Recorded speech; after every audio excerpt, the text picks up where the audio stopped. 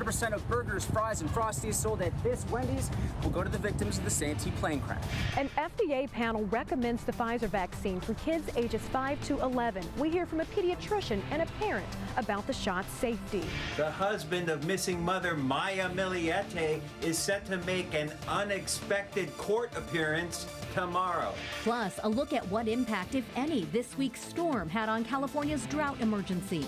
Those creepy, ghoulish cosmetic contacts may haunt you long after Halloween. And are those blue disposable masks many of us still wear every day recyclable? We verify. News 8 at 6 starts now. It was a day people in Santee will never forget, but it was also a day that forever changed the lives of several families. Good evening and thanks for joining us. I'm Marcella Lee. I'm Carlo Cicchetto. News 8's Tim Blodgett is live in Santee tonight with how one local fast food restaurant is giving back after a deadly plane crash 2 weeks ago. Tim?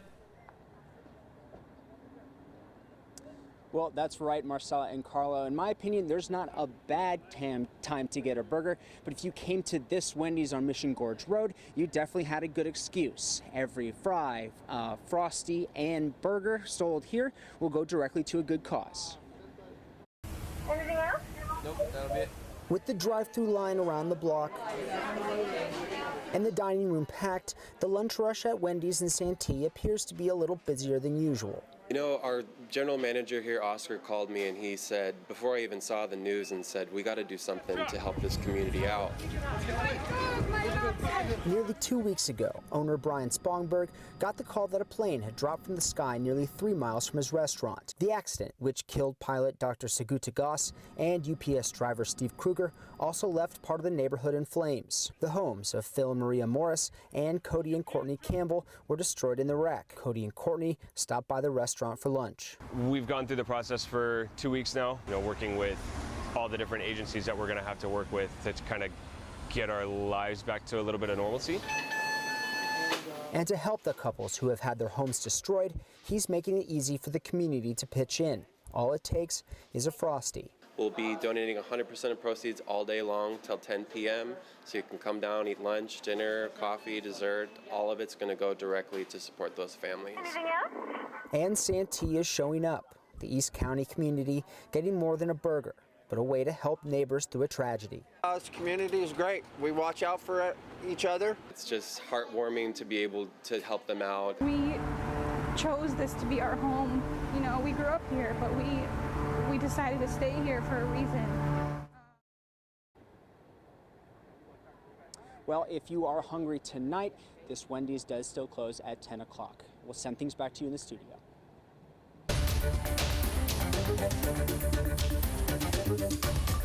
Breaking news tonight, we have an update on a police standoff in Birdland that's near Sharp Hospital in Linda Vista.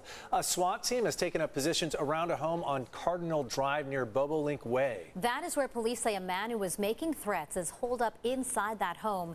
It started when a woman called police saying the man pointed a gun at someone. Nearby Fletcher Elementary School was put on lockdown for a time. San Diego Unified School District police say students were relocated to nearby Chesterton Elementary to be reunited with their parents. We are keeping an eye on this, and we will bring you any new developments as we get them. We'll also keep you updated on all of our digital platforms.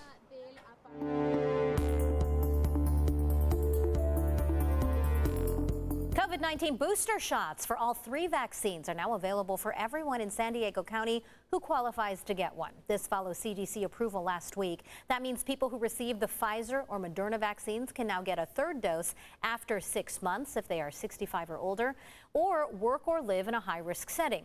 For the Johnson & Johnson booster, people must wait at least 2 months after their single dose. You can get a booster shot through your doctor's office, a pharmacy, or a site operated by San Diego County.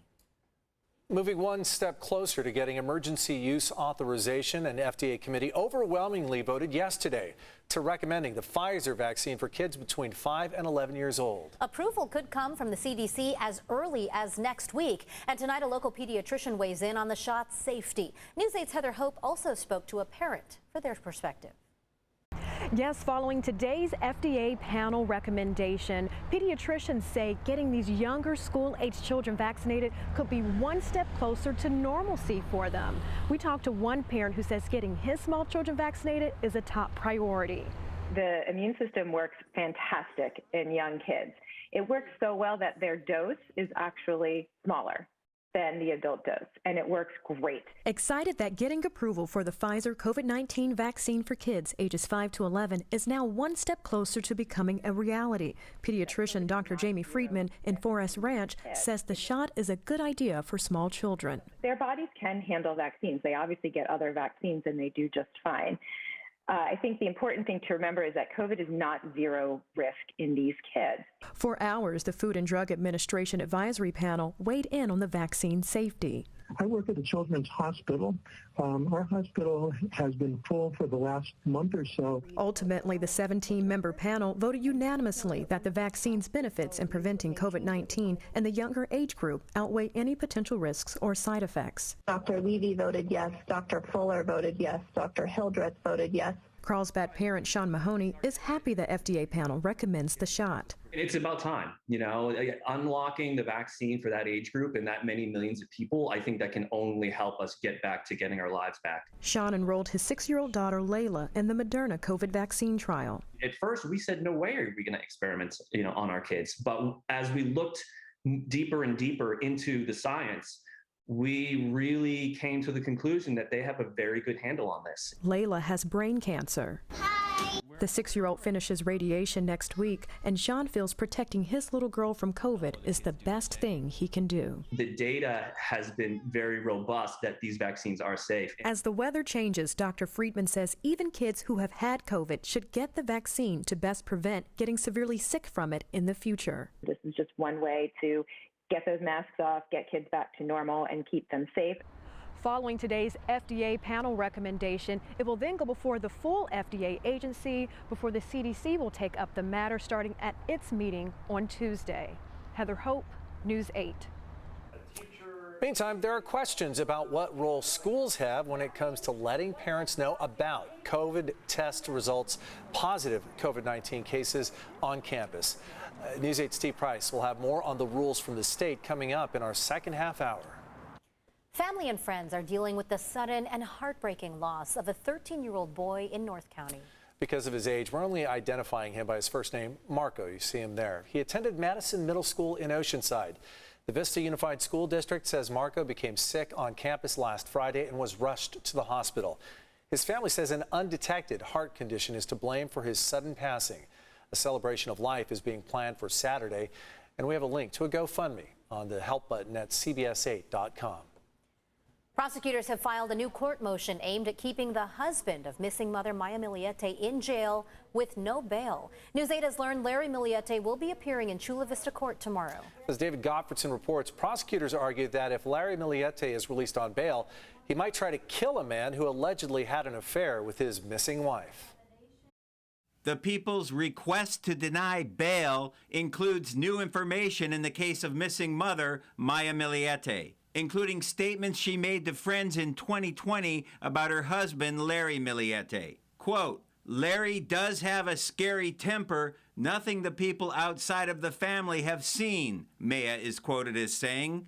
I don't think he would hurt me, but I think he would hurt the kids to get back at me. In the motion, prosecutors say Larry would not only be a danger to his children, as well as a flight risk if released on bail, but he might also try to murder the man he suspected of having an affair with his wife, May. The defendant told May's brother he was willing to pay $20,000 to possibly kill the man involved in the affair with May, the motion states. In October 2020, Larry Miliete contacted a spellcaster, according to the motion, and requested a death spell against the man, who is married, and at the time, his wife was pregnant.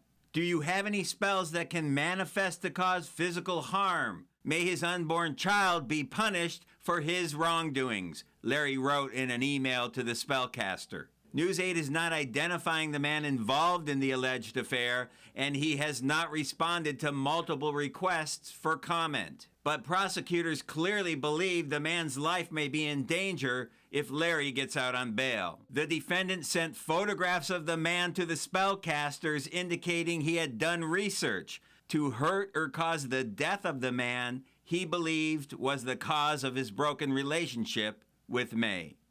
Larry Miglietti's attorney did not respond to a request for comment, and she has not filed a written response yet in court. Now, News 8 has learned that Larry Miglietti will be back in court Wednesday afternoon for a brief hearing that has to do with a protective order forbidding him from contacting his 3 children. Back to you in the studio.